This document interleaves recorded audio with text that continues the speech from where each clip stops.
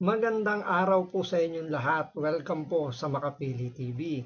Gaano po kaya katotoo ang umuugong na chismis na kung saan nga daw papalitan na nga daw itong si Ping Lacson bilang Senate Blue Ribbon Committee Chairman.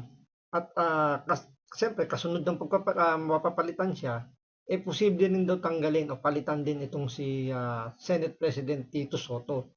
Dahil nga sa mishandling o yung hindi kontento ba yung marami. Sa atin, siyempre yung mga ibang senador din, hindi rin siguro sila kontento doon sa flow ng pag-iimbestiga ni Ping Lacson kasi halatang-halata talaga na may pinoprotektahan itong si Ping Lacson at si Tito Soto.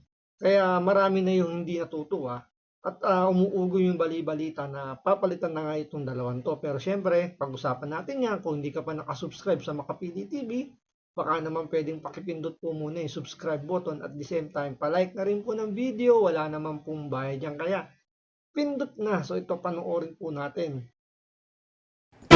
Marcoleta, papalit na kay Lacson. At itong si Cayetano, papalit na kay Soto. Gusto ko yan. At malamang sa malamang, gusto nyo rin yan. Dahil alam naman natin na palpak. As in, palpak. Ha? Palpak. Alam mo sabihin ng palpak? Palpak po ang Blue Ribbon hearing na ginagawa ni Lacson. Kaya naman itong si Lacson, pikon na pikon nung itinatama ni Marcoleta. Naku po. Gago!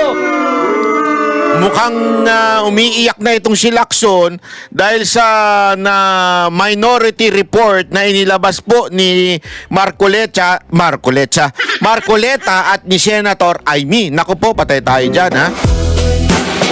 Alam mo kasi, Lacson, kung sana pinagbubuti mo na lang sana yung trabaho mo, wala sanang ganyan. Kaya lang, inuuna mo yung pagiging self-righteous at saka sa howly thou art. Hindi kasi alam mo mga kababayan, ito alam naman ito bulong-bulungan ito sa Senado Itong si Lacson, kasama nila si Soto, feeling kasi nila sila lang ang sila lang ang laging tama. Feeling kasi nila sila lang yung magaling. Yan ang problema dito kay Lacson at saka dito kay Soto. Feeling nila sila lang yung gumagawa ng tama, sila lang yung tuwid, wala nang iba. Alam mo, Which is true, di ba? Marami nakakapansin niya na pag sila yung nagbibitaw ng mga nangyayari, mga kwento-kwento dyan kung paano i-handle yung ganito, ganyan. Sila yung talagang akala mo tama yung ginagawa, pero nagkamali sila dahil nga may mas magaling. Itong si Senator Marcoleta, although baguhan siya sa Senado, pero hindi naman siya, kumbaga, bagong luma. Kumbaga yun na pinakatawag doon, bagong luma. Hindi siya bago sa politika, sa nangyayari sa mga hearing, dahil nga dating congressman. Pero bago lang siyang Senado. At ang nakikita ng marami, ayaw masapawan itong dalawa. Kaya nagmamagaling yung dalawa, to the point na nakikita na nagiging obvious na yung kanilang pagiging bias, na talagang sila na yung nag-aabogado kay Bongbong Marcos para hindi madiin at hindi sila, kumbaga, pinagtatakpan ngayon ng dalawa yung mga kabulustogan nito ni Bongbong Marcos tsaka ni Martin Romualdez. alam mo mga kababayan, pantay-pantay po yung mga senador na yan. Nagkakataon lang, meron silang mga committee chair na pinamumunuan. Even the Senate President, hindi po ibig sabihin mas mataas po yung Senate President. Hindi po ganun yun. Ang ibig lamang po sabihin nun, siya yung namumuno. Pero in terms of equality, they're the same. In legal matters, they're the same. Nagkakataon lang talaga na kailangan may head to supervise the entire Senate or merong dapat namumuno para magkaroon ng kaayusan. Pero in terms of power, there are all equal. Itong mga senator na ito. Kaya lang, itong si Lacson at saka itong si Soto, feeling kasi nila sila lang yung magaling. Feeling nila sila lang yung magaling. Feeling nila sila lang yung tama. Feeling nila sila lang yung sumusunod sa batas. The rest, at ayaw nilang kinukorek sila ng mas bata or mas bagito sa Senado. Siguro kung ang nagsalita dyan, ang tipo sila Cayetano, diba? Pero dahil nga si Marcoleta yung sumisita at alam nilang baguhan, neophyte sa senador, feeling nila na nagmamarunong si Marcoleta, kaya natatapakan yung kanilang mga pride. The rest, others. Ganun ang tingin nila. Kaya nga itong mga pangyayari dito sa Blue Ribbon Committee na tila talagang ewan ko ba kung pagliligtas nga ba kay Romualdez o talagang ito ay hinahanap ang katotohanan. Kasi paulit-ulit na sinasabi ni Lacson yan eh. Where the evidence leads us. Ito na nga eh. Where evidence leads us eh. Yun nga kay Diskaya, ayaw ninyong pakinggan. Wherever the evidence leads us. Unang-una nagsalita na nga si Diskaya eh. 'Di ba? Na si Romualdez, pero wherever the evidence leads us, hanggang ngayon wala pa. You are not condemning Romualdez. 'Di ba? Kung talagang you are a righteous person, 'di ba? Kahit sinong tamaan, walang problema dapat. Ganun dapat. Ewan ko kung takot ka o ba, hindi naman ikaw bayot. Kasi sabi mo, hindi ka bayot. Gago! Pero tila parang takot ka kay Romualdez eh. O kaya naman baka takot ka naman kay BBM. Eh dapat hindi. Kasi equal branch ang Senate with the executive. Na? Remember, legislative and executive, they are supposedly equal branch, di ba? Ibig sabihin, equal power dapat yan. Eh bakit para kang takot dito kay BBM? Yun nga yung nakakapagtaka eh. Di ba, pinagmamalakan nila nung tumakbo silang senador, independent sila. So, inadapt lang sila ng nito na roster ni BBM. Pero, technically, parang hawak din sila sa nito ni Bongbong Marcos na parang co-equal branches kayo. Pero, halatang halata, pinagtatakpan naman nila yung kalokohan na ginawa.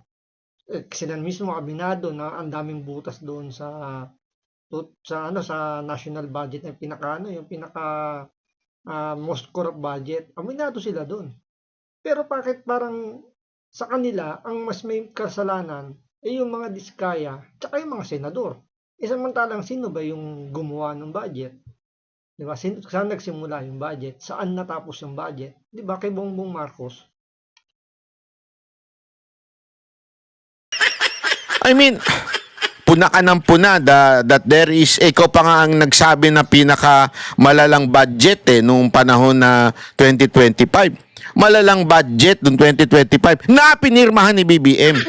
Ba't di mo makundina si BBM? Para kayong mga hindot na mga kakampuit ikulong na yan.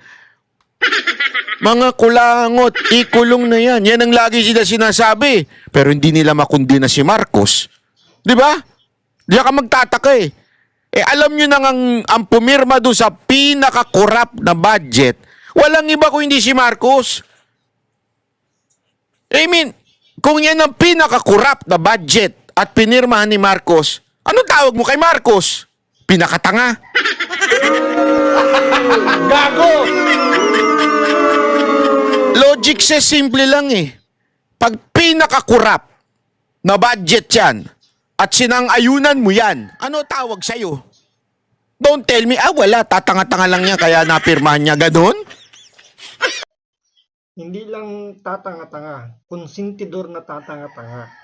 Sinabi niya, pinag-aralan niya, binasa niya, nagbito pa siya. Pero bakit ganun nangyari? Pinirmahan pa rin niya. Kahit alam niya. Tapos ngayon, sasabihin ngayon ni Manang Claire Castro, walang kinalaman dyan ng Pangulo. Ginawa niya ang lahat para maging maayos yung budget. Pero, hindi alam ni Bongbong Marcos na ninanakawan na pala tayo. Ibig sabihin, bukod sa pagiging tanga niya, kinukonsindi niya pa yung mga magnanakaw. Nagpunta nga siya dun sa Middle East, pinagmamalaki niya na binabasa ko ang 4,000 pages. Gago! Di ba? Tinatarantado yung mga Pilipino. Yung problema, kayo lang ang tarantado. Kaming mga Pilipino, kaming mamamayang Pilipino, gising na kami. Ito mga kakampwit nito, kaya hindi umaangat yung mga kandidato nila eh. Magsama-sama pa sila. Oh, sila Pinklawan, Dilawan, makakaliwa, makakatae. Hindi kayo umaangat eh. Alam nyo kung bakit? Kasi alam ng Pilipino yung tunay na nangyayari. Alam ng Pilipino na we have the worst budget, the worst government, and yet you cannot condemn Marcos. Anak kayo ng wewe. Gago! Di ba oh? Dahil bakit? Kasi baka si BP Sara ang pumalit. Yun ang isang malaking rason kung bakit hindi nila makondina itong si Bongbong Marcos. Kasi ayaw nila na si Vice President Sara Duterte ang pumalit bilang presidente. Kung sakaling ma-impeach si Bongbong Marcos, so may 2 taon pa na termino, di ba? 2 taong termino. Plus idagdag mo yung 6 na taon ni Vice President Sara Duterte kung sakasakaling tumuloy nga siya bilang presidente. So 8 years niya nga hawakan ng ang Pilipinas. So doon sa 8 taon na yun, malamang durugin niya talaga yung korupsyon, itong mga Dilawan, mga Pintiawa, itong mga sympathizer ng NPA, pati na rin itong mga magnanakaw sa gobyerno. So taggutom na naman sila. Gago! Yan ang pinaka irritating na dahilan or logic ng mga kakampwet. Ito mga salot sa lipunan. Alam